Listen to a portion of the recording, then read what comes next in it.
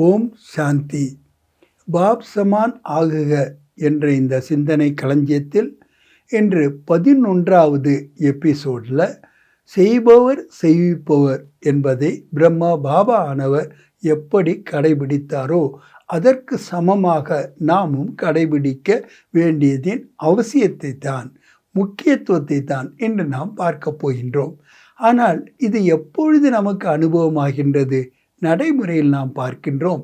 எப்பொழுது பாபா எதை கூறினாலும் ஹாஞ்சி என்று கூறுகின்றோமோ, என்னால் முடியுமா முடியாதா, சூழ்நிலை அதுக்கு வாய்ப்பாக இருக்குமா இருக்காதா, பிறருடைய சகயோகம் எனக்கு கிடைக்குமா கிடைக்காதா என்று எதையெல்லாமோ நாம் யோசிக்காமல், வீணாக சிந்திக்காமல், பாபா கூறிய மாத்திரத்தில் ஹாஞ்சி என்று கூறும்பொழுதுதான் செய்பவர் செய்விப்பவர் பாபா என்பதை நம்மால் அனுபவம் செய்ய முடிகின்றது.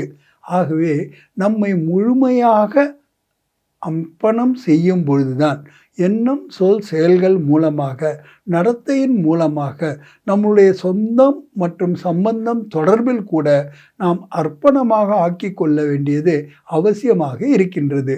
ஆக மைப்பன் ஆர் மேராப்பன், இந்த இரண்டும் தான் நமக்கு ஒரு பெரிய தலைவலியாக இருக்கின்றது. நம்மை சமர்ப்பணமாக விடாமல் தடுக்கின்றது. நம்மை சம்பூர்ணமாகவும் சம்பன்னமாகவும் ஆக்காமல் செய்கின்றது. ஆகவே அவற்றை நாம் விடுவதற்கு, ட்ரஸ்டியாக இருப்பதற்கு கூட செய்விப்பவர் பாபா என்ற பாவனையில் நாம் நிரந்தரமாக இருக்க வேண்டியது அவசியமாக இருக்கின்றது. பாபா ஒரு அவ்யக்த வாணியில சொல்கிறாரு, ஜீரோ அவர் ஹீரோ என்று. ஹீரோ என்பது கூட நாம் பயிற்சி பண்ணிடலாம் சுலபமாக. ஏன்னா அது நம்மளுடைய லட்சியமாக இருக்கின்றது. அதை நாம் லட்சணத்தில் கொண்டு வருவதற்கான முயற்சியை கூட செஞ்சுக்கிட்டு இருக்கோம். ஆனால் ஜீரோவாக நாம் அனுபவம் செய்யணும்னா செய்பவர் செய்விப்பவர் பாபா என்ற உணர்வில் நாம் எப்பொழுதும் இருக்க வேண்டும். ஆக நாம் நம்மளுடைய காரியங்களில் எதெல்லாம் இம்பாசிபிள் என்று நினைக்கின்றோமோ அவை அனைத்தையுமே பாசிபிளாக அனுபவம் செய்வதற்கு செய்விப்பவர் பாபா என்பதை நாம் ஏற்றுக்கொண்டும் அதை நாம் ப்ராக்டிக்கலாக நடைமுறை வாழ்க்கையில், பிராமண வாழ்க்கையில் கடைபிடிக்க வேண்டியதும் அவசியமாக இருக்கின்றது. இதற்காக நாம் ஒரு டிடாச்சு அப்சர்வராக இருக்க வேண்டியதும் அவசியமாக இருக்கின்றது. அதனால தான் பாபா சொல்கிறாங்க, நீங்கள் எப்பொழுது ஒரு அட்டாச்மெண்ட்டில் இருக்கீங்களோ, எந்த ஒரு அட்டாச்மெண்ட்டாக இருந்தாலும் சரி, அது எனது என்பதில் தான் வருகின்றது.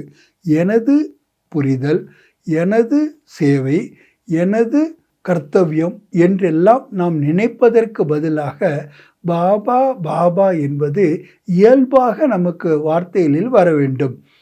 செய்விப்போர் பாபா என்பது நம்மளுடைய புத்தியில் நிரந்தரமாக இருந்தால் நமக்கு வெற்றி என்பது ஒவ்வொரு அடியிலையும் அனுபவம் செய்ய முடியும். ஏன்னா சிவ பாபா சர்வ சக்திவானாக நம்முடன் இருக்கின்றார். பிரம்மாவோ 1000 கைகளுள்ள பிரம்மாவாக நம் கூட இருக்கும் பொழுது நாம் எப்படி தோல்வியை காண முடியும்?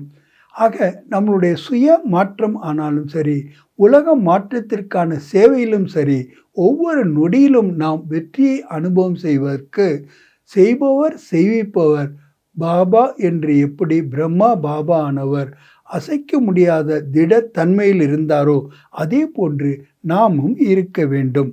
ஆக நாம் எந்த ஒரு பலனையும் எதிர்பார்க்காதவர்களாக, கீதையினுடைய சாரமே கடமையை செய் பலனை எதிர்பார்றது என்பது தான். ஆனால் நாம் எந்த ஒரு செயலை செய்யும் முன்னராக முதலில் அதனுடைய பலனை தான் எதிர்பார்க்கின்றோம். அதுவும் சில நேரத்தில் அளவுக்கு அதிகமாக கூட நாம் எதிர்பார்க்கின்றோம். அது இல்லாமல் நாம் ஒரு கர்ம யோகியாக, ராஜ யோகியாக, ட்ரஸ்டியாக, நாம் விடுபட்டவர்களாக, ஒரு அட்டாச்மெண்ட் இல்லாதவர்களாக, ஒரு சாட்சி திருஷ்டால நம்மளுடைய நடைமுறை வாழ்க்கையில் ஒவ்வொரு காரியங்களையும் செய்ய வேண்டுமென்றால் அதற்கு இலகுவான வழியாகத்தான் செய்பவர் செய்விப்பவர் பாபா. நான் எதையும் செய்யவில்லை என்பதில் உறுதியாக இருக்க வேண்டியது அவசியமாக இருக்கின்றது. ஆக தாதியினுடைய ஒரு வகுப்பில் சொல்கிறாங்க, மம்மானுடைய ஒரே தாரணை ஹுக்கம் ஹி ஹுக்கம் சலா ரஹா ஹை.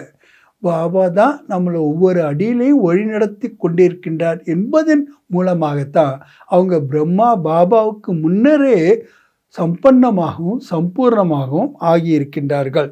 ஆக எந்த ஒரு செயலும் கூட காரியமும் கூட நமக்கு இலகுவாக அனுபவம் செய்ய வேண்டுமெனில் அல்மைட்டி அத்தாரிட்டி பாபாவுடன் பிரம்மா பாபாவின் எனக்கு கூடவே இருக்கின்றார் என்பதோடு ஹிம்மத்தே பச்சே மததேத குதா என்பதை நடைமுறைப்படுத்துவதற்கும் கூட செய்பவர் செய்விப்பவர் பாபா என்ற நினைவில், அதனுடைய சொரூபத்தில், அதனுடைய தாரணையில் நாம் இருக்க வேண்டியது அவசியமாக ஆகின்றது.